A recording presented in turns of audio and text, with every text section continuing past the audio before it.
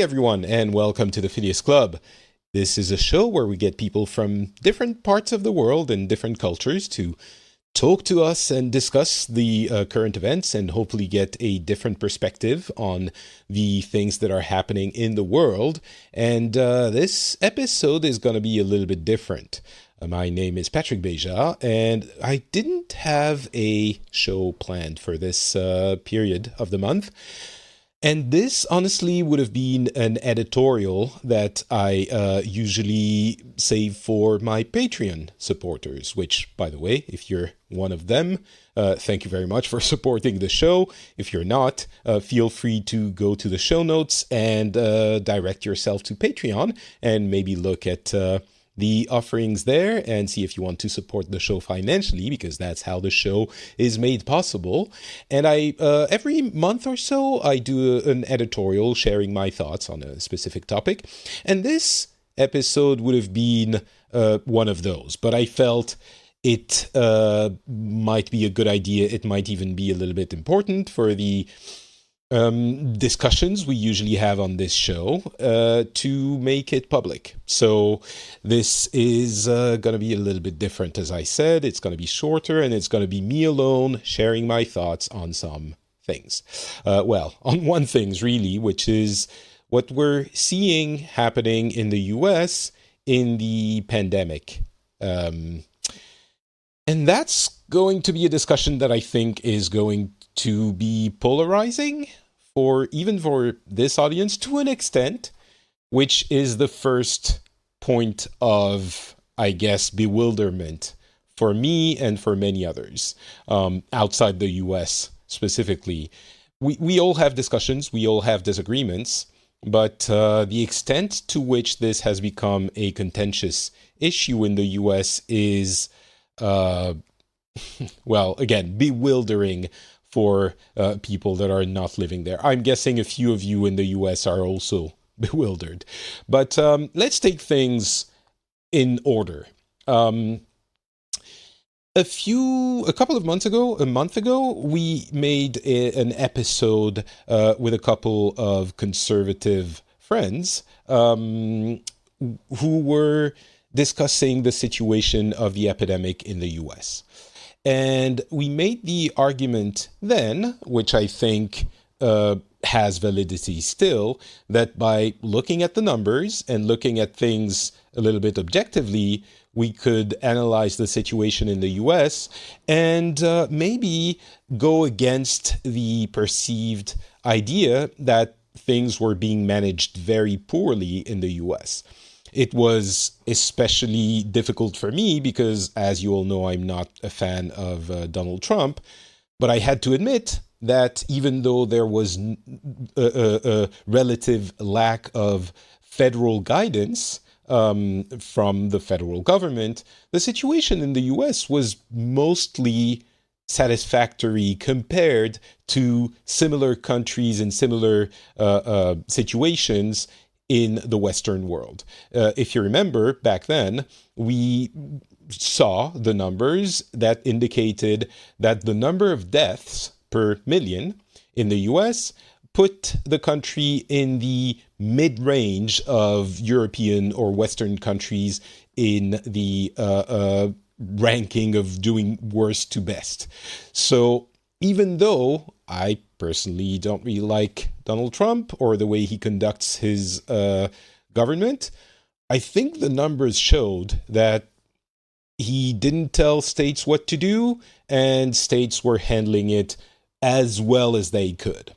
I think we also made the argument that the US is very big, very large, and some parts of it were much more affected by the epidemic than other parts. And so on a local level, it could make sense to relax lockdown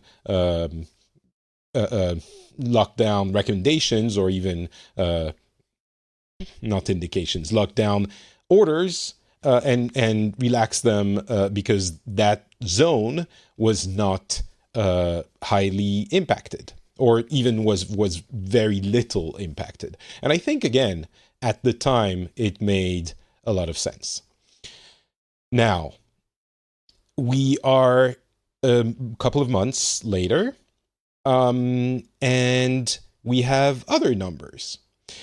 And I hope that the people who were trusting in the idea that you have to look at things objectively back then to defend their own view on things, which I came to because I was looking at the numbers objectively, I hope. So those people will now look at the numbers and realize that the situation has changed, or even if the situation hasn't changed, the way we see it, or the outlook we have on it has to change. I know that some people, and that is the most infuriating thing in this discussion, especially in the US, it means having a divide between the left and the right. And that makes no sense. And I'm sure that some people on the left are looking at this and saying, "Ha, I told you so." And I think that's fair enough.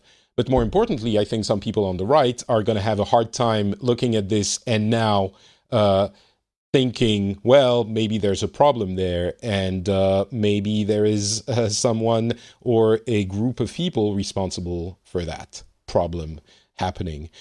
I think a couple of months ago, there were a few people who were on the left side who were unwilling to accept the idea that the situation at that point was not as bad as it could have been. I told them then, look at the numbers, look at the situation, this is how it is. 2 months later, I will tell the same thing to the people on the right who are unwilling to accept that the situation has changed. And let's go through those numbers and sort of lay down our examination of, what's crazy? What's even more infuriating than the divide for this topic, where it shouldn't be a divide? The more infuriating thing is that I'm hesitant to use the word fact when I talk to people in the US. I'm hesitant to use the word facts because the word fact has become charged. It's like, oh, but you can interpret the facts, and facts aren't always the same depending on who you listen to and stuff like that. So I'm saying numbers because thankfully numbers are still a real thing. But in reality, these are the facts, the best representation of the facts that we have. And there's a very easy way of looking at this. You go to google.com, you type in COVID, and it displays a number of different pieces of data, and you can choose which pieces of data you display. The first one is the daily change in number of new cases. Daily change in number of new cases has been stable since roughly the end of March, which might indicate to some, oh, that's great. Stable for 2 months? That's a good handling of it. Except, of course, that is not the aim. I've heard a few people saying, oh, we've flattened the curve. That's not the goal. The long-term goal is not to keep the same number of cases forever. The long-term goal, or after a few weeks, a few months, the goal is to bring it down, to bring the new cases down. So having a curve of new cases relatively flat is not what you're aiming for. That's not what flattening the curve implies. It's flattening it for a few weeks to manage it, but then you have to bring it down. So it has been stable, which is a bad thing in itself. It shouldn't be stable. It should go down. And in the past few days, it has risen dramatically. We had a couple of days ago over 44,000 new cases in the US. And the highest number before that was towards the end of April, about 35,000 new cases. And I'll point out one thing which I've heard the argument that that's actually normal because you're testing more. And that makes no sense. Obviously, when you're going to test more, you're going to have more cases, but every other country is testing more as well. every other country in the world has put in place systems to test more. And in those countries, we're getting a dramatic shift in the number of new cases, a dramatic lowering. If I want to give you an example, because I know that many in the US, and I'm sorry if that sounds condescending, but I know by nature, the US is the global empire, so we all look at the US as well as our own country. In the US, usually I think people look more at the US only. So in France, to give you an example, France was very badly hit. France was among those highest impacted countries in Europe at the beginning of the crisis. It was a very high number of new cases and a lot of deaths for the month of March and parts of April. Since the middle of April, with a couple of spikes here and there due to the reporting method, things has gone down in the number of new cases. And a couple of days ago, on June 22nd, we're recording this on June 29th, we had 0 new cases in France. That also happened a couple of days prior. In between, there were a lot of cases. And so this comes and goes. Let's say the number of new cases per day is now in France in the hundreds, not in the thousands, which it was in for a long time until, let's say, the mid-May, something like that.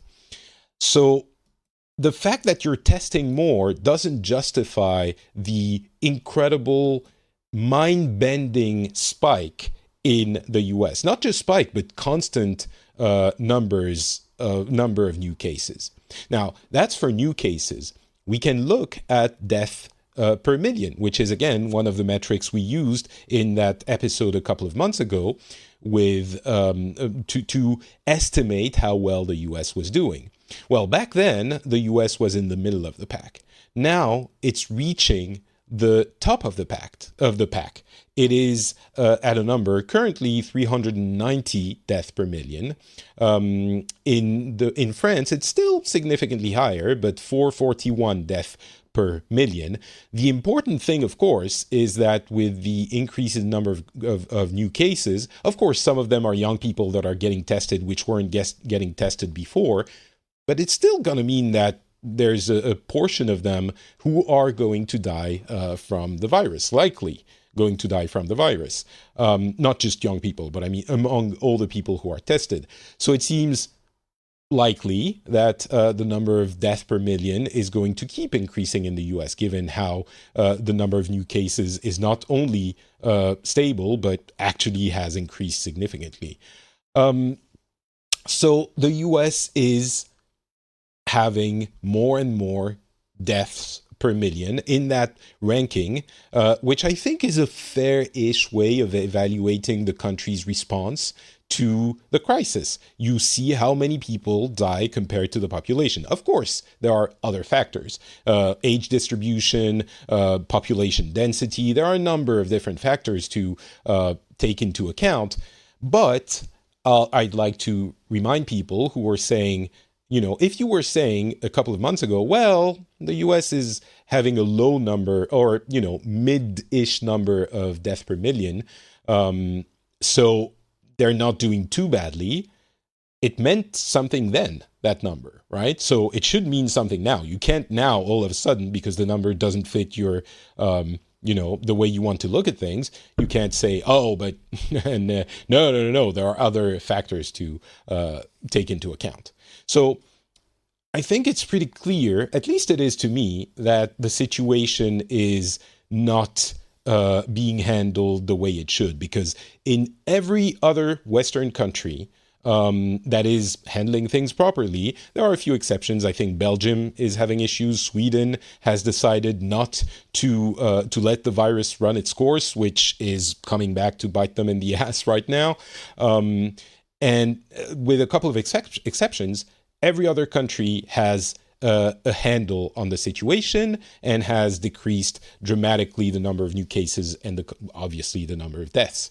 So it is pretty clear that the US has not done that. That at this point, and we'll see how it keeps going, but at this point, the US as a whole has mismanaged the situation or is on its way to becoming one of the least well managed situation in this pandemic. Again, it's not at this stage worse than a country like France overall, even though in France, as I've said, there's been a spike and then a steady decrease, and now we're at a point where we record very few, or in the hundreds, new cases per day, which is in percentage to the size of the population a lot better managed. And again, France is not the example you want to be following, especially in the beginning, because we had a lot of deaths. So I think this is a fairly uncontroversial way of looking at the factual numbers. You might have an issue with it. I would argue, I'm always, happy to hear contrarian arguments, but I think it's a fairly solid way of looking at things. And so we can start exploring the causes, which then becomes, of course, a lot more speculative.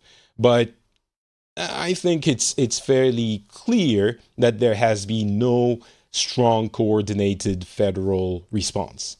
And some people might say, well, you can't apply the same rules to every state and every county because the situation is different per state or county. And that I can understand. Obviously, if President Trump's government was saying every person in the US has to abide by these specific rules, then I don't think it would work. Because again, I'm certain that even to this day, there are different parts of the country that have a different situation.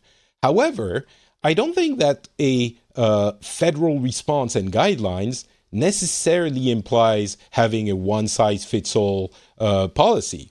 I think it would actually be quite silly to go that route. To give you an example, in France, in Finland, we had very few cases and still had a lockdown for a while, as we've discussed. But even in that context, different parts of the country were treated differently. The part around Helsinki was in a more severe government-mandated lockdown because the situation was more dire, and in Finland, dire meant much less a bad situation than in other parts of Europe. But it was locked down. The government passed emergency laws, and that allowed them to do that. In France, even as we were relaxing the lockdown, we had rules in different parts of the country. And there was a set of, kind of a formula that was saying number of occupied beds, number of new cases, number of whatever.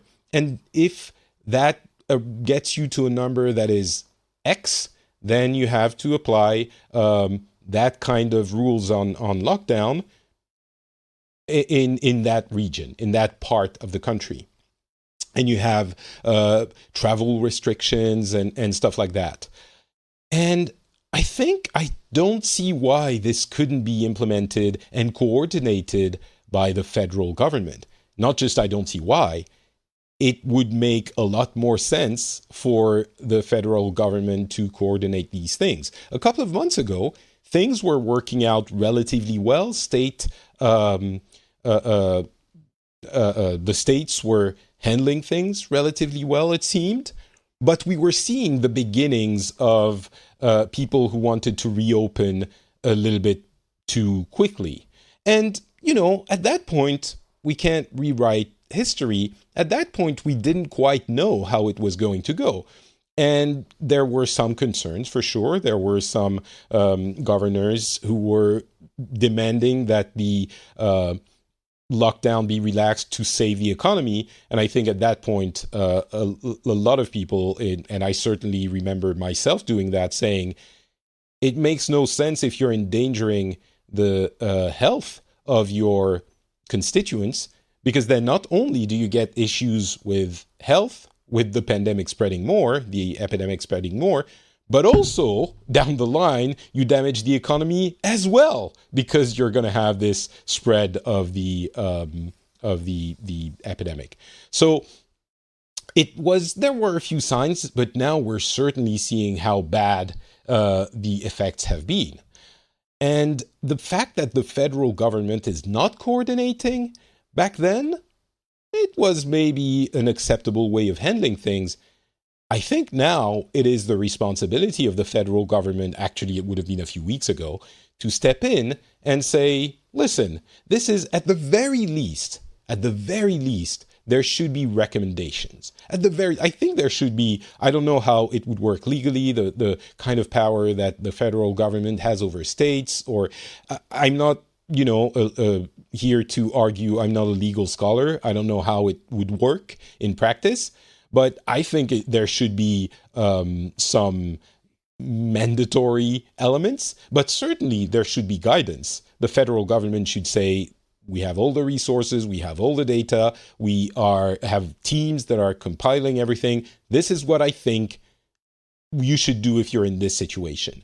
The fact that there isn't that is certainly a mishandling, at the very least. And I hate that this is politicized, but it is Trump's responsibility. It is the head of the federal government who decides how to handle crises. And he should have put this into a working form a while ago, but certainly now. I think this is clearly a mishandling of this situation, which is bad enough. But then I get to the really horrible part of this entire affair, which is it's not just mishandling of the situation, which could be incompetence, which is, again, bad enough in itself. But the thing that really gets to me, and I'm sure gets to many, many of you in the US, is we're seeing this it has become a political issue. And it hasn't become a political issue on its own.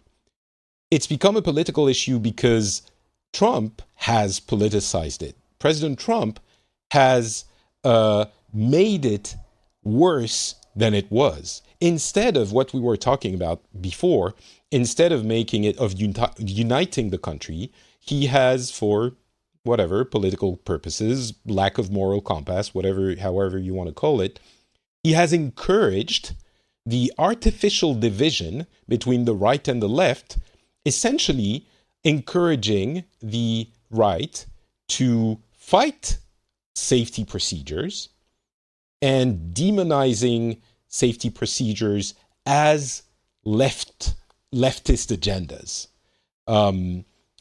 And maybe he hasn't, honestly, I haven't been following his Twitter account very closely, and maybe he hasn't said it specifically, but certainly he has not addressed this in a way that is responsible or that fits the responsibility of his office. And I think this is what a lot of people were talking about when we were, I was very afraid of Trump for the first few weeks and months. I worried that something bad was going to happen and he wouldn't rise to the occasion. And over a couple of years, 3 years, it didn't really materialize. And things were chugging along and he didn't have a lot of responsibility. Again, I think a lot of people will argue against this view of the situation and situations. But, overall, the economy was doing pretty well. There wasn't any major catastrophe. It wasn't too bad. There were issues. I'm not saying they weren't issues, but it wasn't as cataclysmic as I was afraid it was going to be. So I started thinking, well, maybe this is going to be okay. And the US government is constructed in a way that mitigates the actions of the presidency, and the federal government can only do so much, and the states, etc., etc. I think this situation is the thing that many were afraid of. And it's not the mishandling that is the worst part. That again would be bad enough.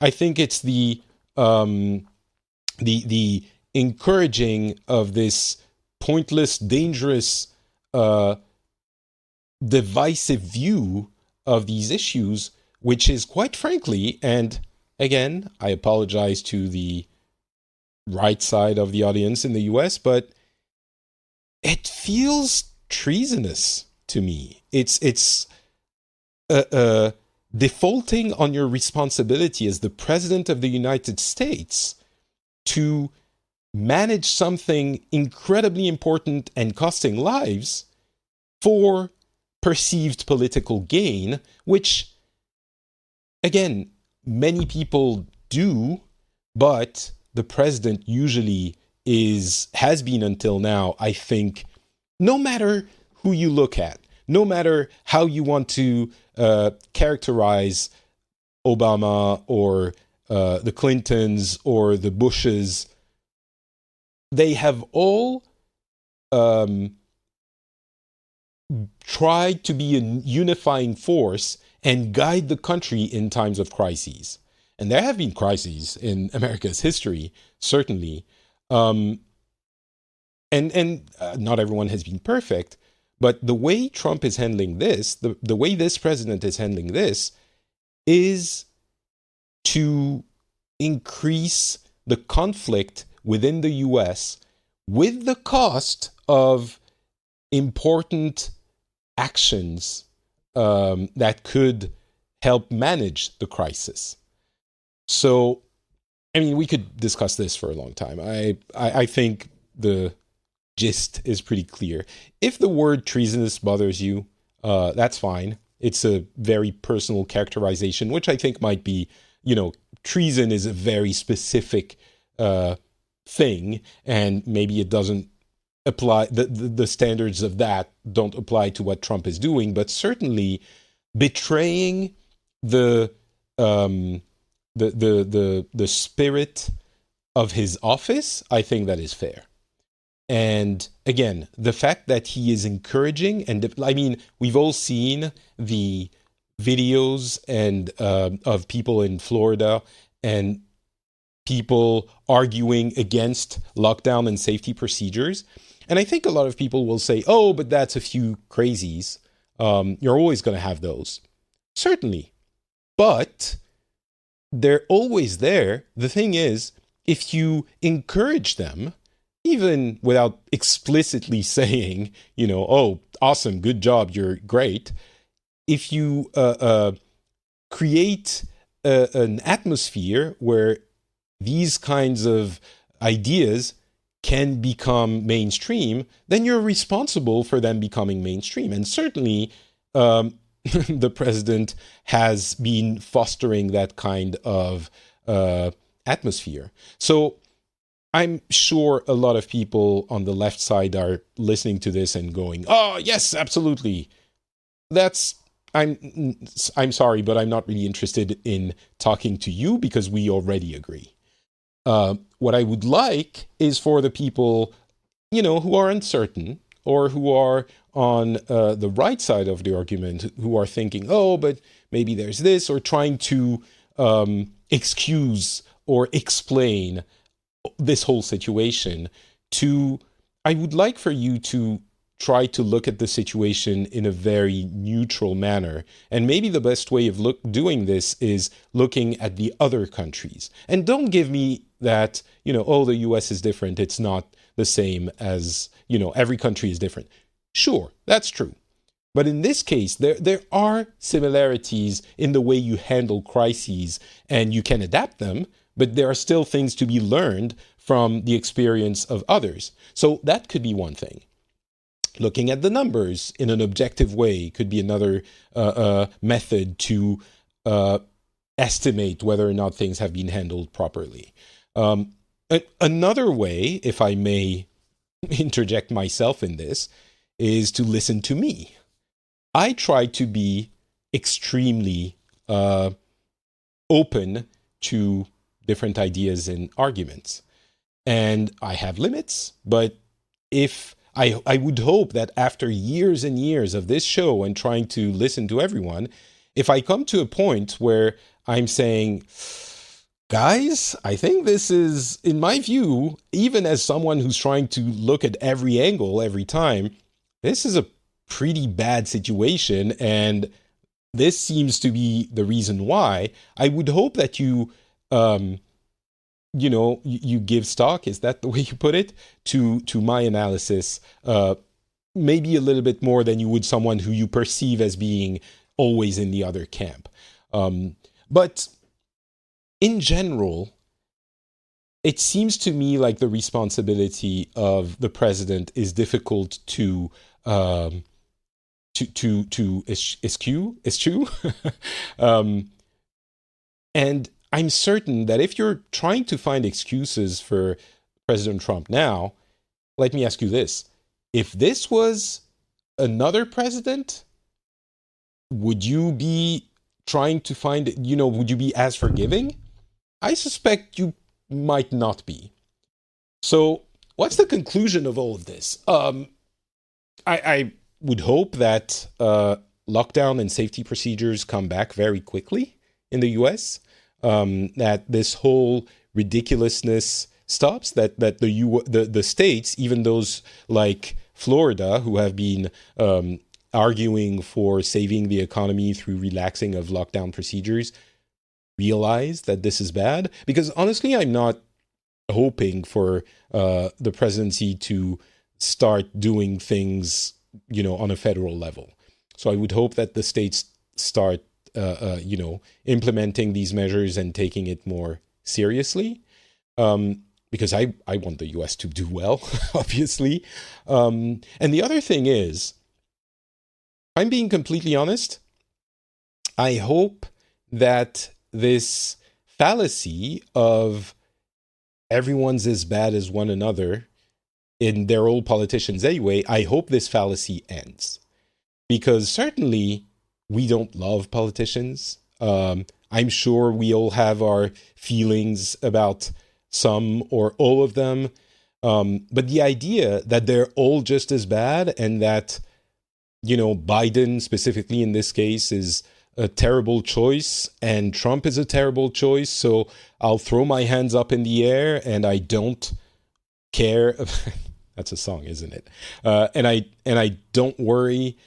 I just flip everyone off. It has consequences. You need bureaucrats to do their job, and it's boring, and they lie, and all of that, maybe, and they take advantage of this and that. But this idea that Trump is just as bad as everyone else, and oh, but he's corrupt, everyone's corrupt. Oh, but he's an idiot, everyone's an idiot. It's not everything is on the same level. I think this is the proof of that. It's the way he's in his own category.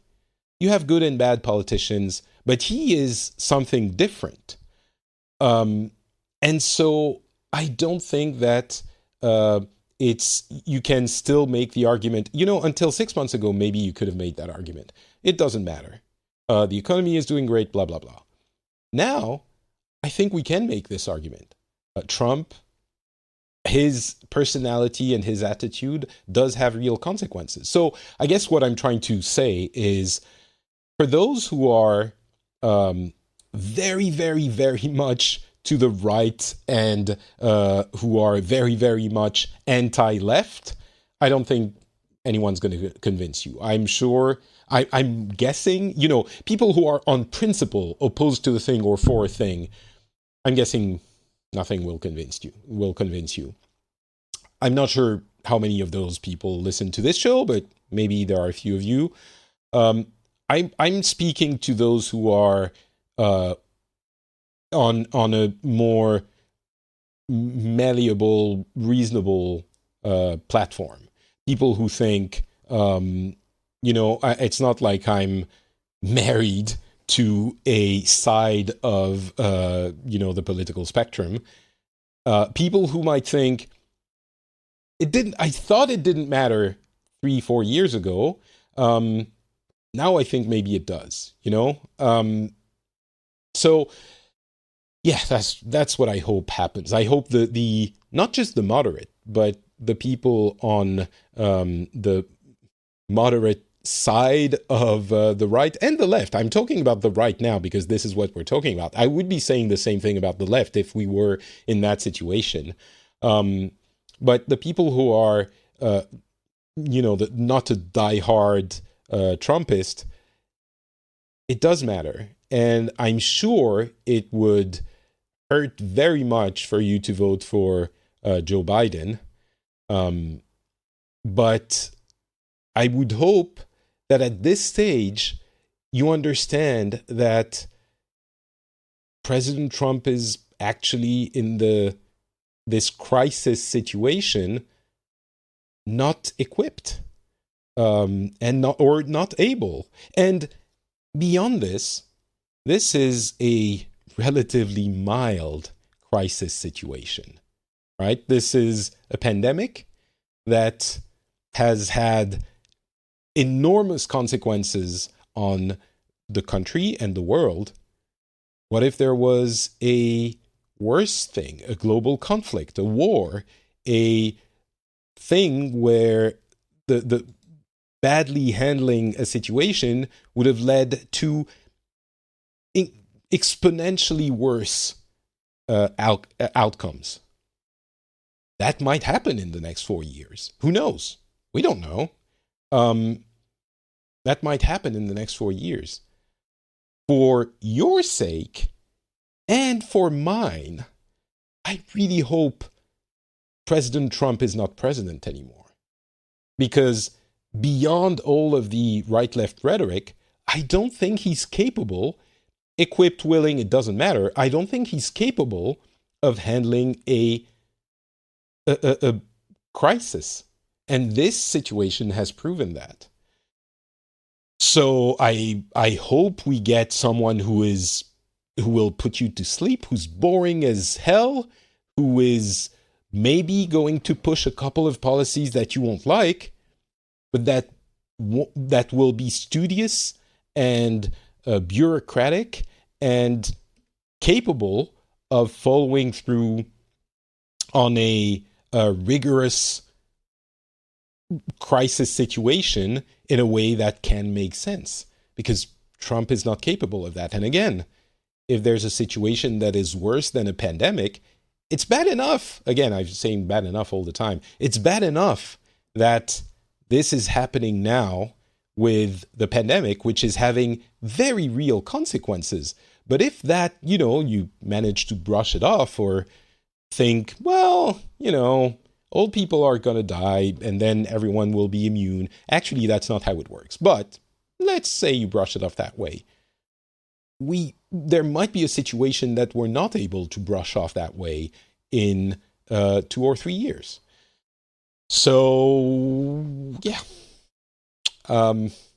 This has taken a lot longer than I thought it would. It's pretty good I didn't plan this as a simple editorial then. This is almost a full episode. I won't put it up for pay on the Patreon, though. I will keep it as a non-pay episode because I don't think this is the kind of thing that I'm promising in the show and the kind of thing that people pay for. This is, again, more of an editorial type take. So, but I hope you still got something out of it. Feel free to comment. I'm not joking when I'm saying I'm always open to hearing different ideas and takes on things. And that's what we foster on this show, and I hope that's why you listen. I'm even in the case of everything I've said here, I think it stands, but if you have a different take, I'm very happy to hear it. So comments on FrenchSpin.com, on Twitter, Not Patrick, even on Instagram, Not Patrick on Instagram as well, on Facebook, I'm Not Patrick there too. And of course, if you get something out of this show, please consider becoming a patron at patreon.com/the Phileas Club. The show is, the link is in the show notes, so you can check that out there. And as you know, It takes barely 2 minutes to become a patron. So please consider doing that if you think the show has some kind of value. We'll be back shortly, I hope, with another episode. I hope you got something out of this one, and I will talk to you then. Bye.